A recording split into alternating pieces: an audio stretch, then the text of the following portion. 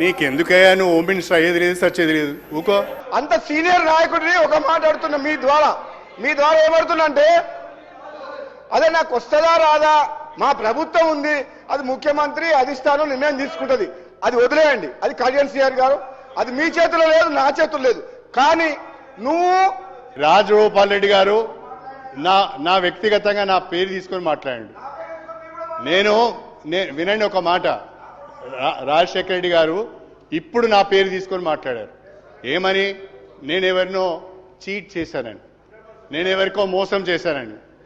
అసలు కాంగ్రెస్ పార్టీకి చీడ పురుగు నువ్వు, కాంగ్రెస్ పార్టీని చీట్ చేసింది నువ్వు, కాంగ్రెస్ పార్టీని నాశనం చేసింది గారు.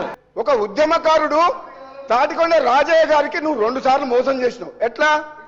ఒకసారేమో ఉప ముఖ్యమంత్రి పదవిలో ఉంటే అవమానకరంగా ఆనాడు తొలగించి ఆయన పీఠంలోకి ఎక్కిండు, ఉప ముఖ్యమంత్రి పదవి తీసుకుండు. ఆయన తెలంగాణ కోసం ఉద్యమ పార్టీ అని చెప్పి ఆనాడు కాంగ్రెస్ పార్టీకి రాజీనామా చేసి టీఆర్ఎస్ పై గెలిస్తే ఉప ముఖ్యమంత్రి పదవిలో అవమానకరంగా తీసేసి పదవిలోకి ఎక్కిన చరిత్ర ఆయనది.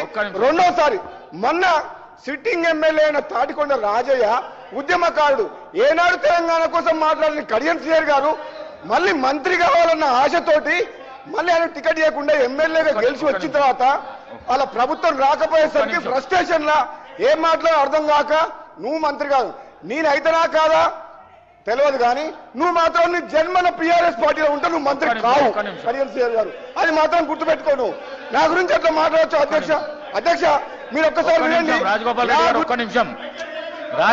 గారు ఒక్క నిమిషం.